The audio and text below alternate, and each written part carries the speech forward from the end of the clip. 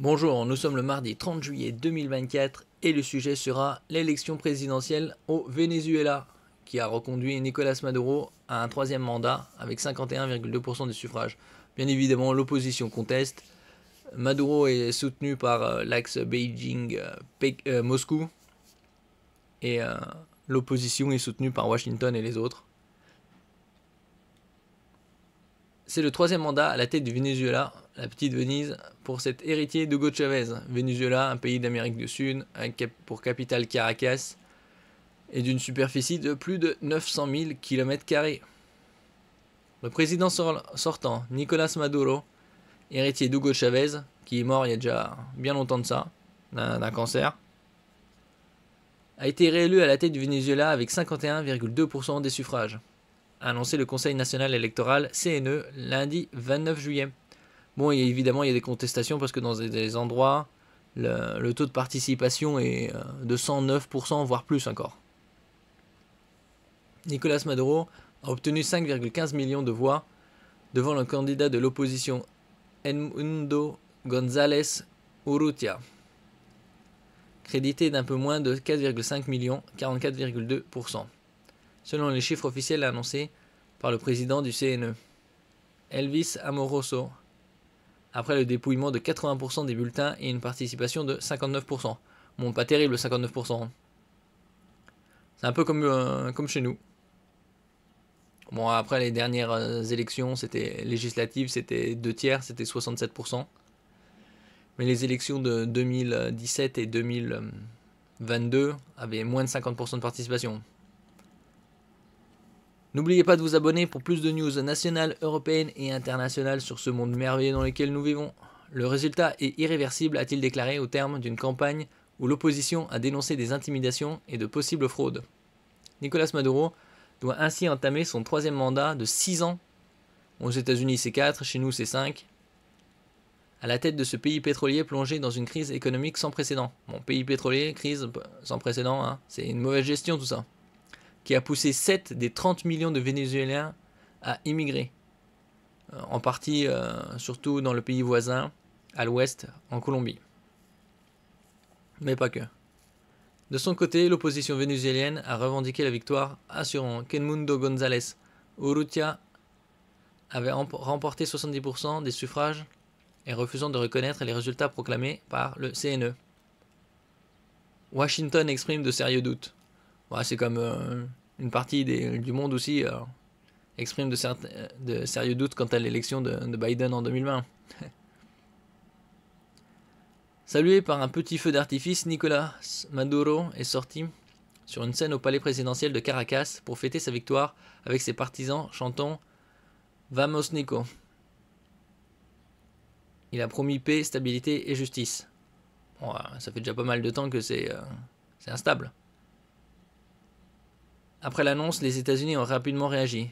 Maintenant que le vote est terminé, il est d'une importance vitale que chaque voix soit comptée de manière juste et transparente. Nous demandons aux autorités électorales de publier le décompte détaillé des votes afin de garantir la transparence et la responsabilité, a déclaré le secrétaire d'État américain Anthony Blinken, exprimant de sérieux doutes quant à l'exactitude des résultats.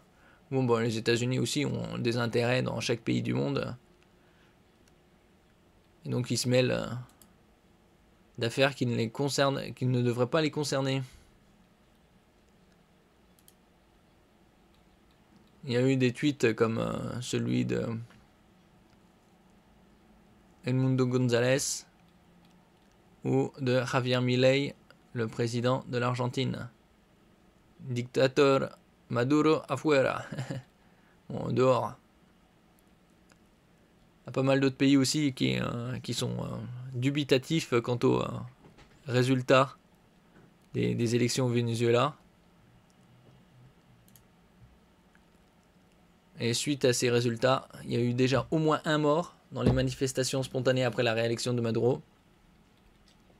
D'après d'autres sources, ce serait déjà un peu plus, mais pour l'instant, c'est au moins un mort. Au moins une personne est morte dans une manifestation spontanée qui ont éclaté lundi 29 juillet au Venezuela. Après la réélection du président Nicolás Maduro, au moins une personne a été tuée dans l'état de Yarucuy et 46 personnes sont détenues.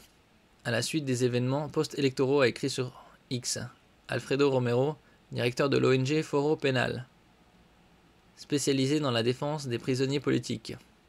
Les rassemblements ont été ponctués d'échauffourées avec les forces de l'ordre, alors que la victoire de Nicolas Maduro suscite le scepticisme de la communauté internationale, l'opposition affirmant de son côté pouvoir prouver sa victoire. Ils ont refusé aussi qu'il y ait des observateurs internationaux en ce qui concerne Maduro.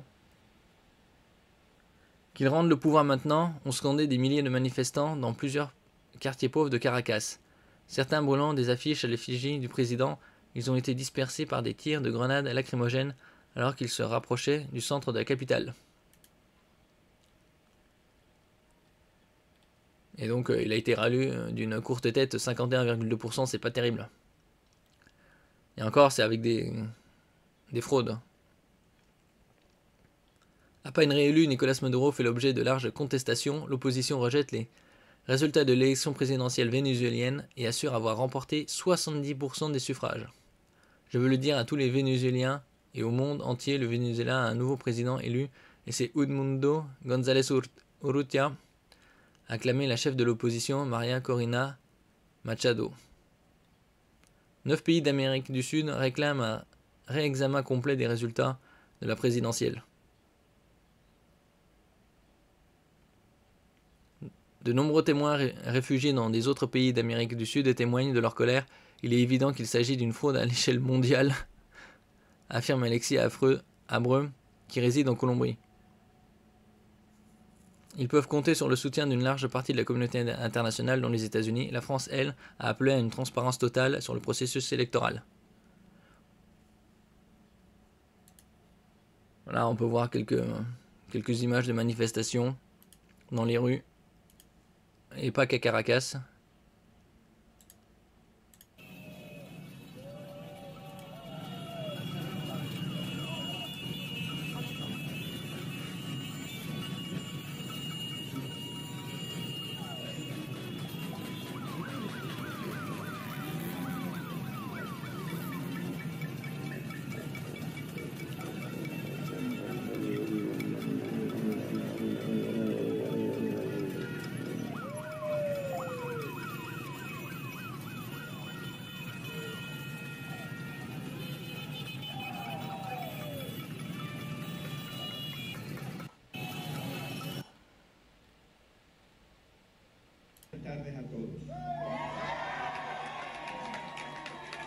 Ça c'est l'opposition.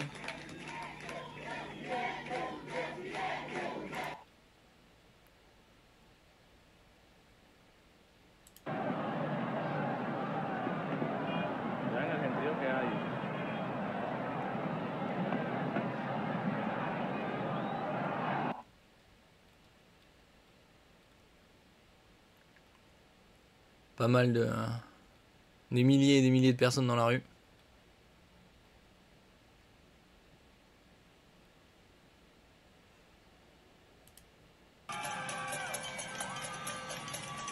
Ça c'est une statue de Hugo Chavez.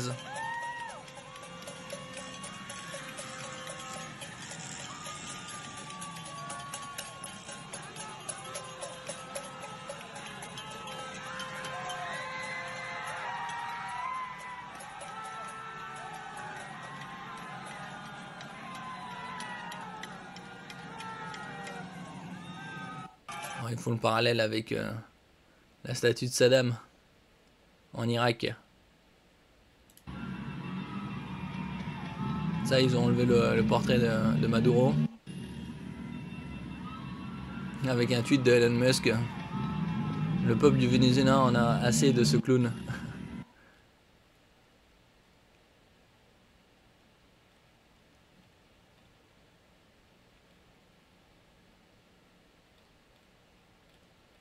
Bon, on verra dans les jours qui viennent s'il y a un recomptage des votes ou s'il sera expulsé du palais présidentiel par la population.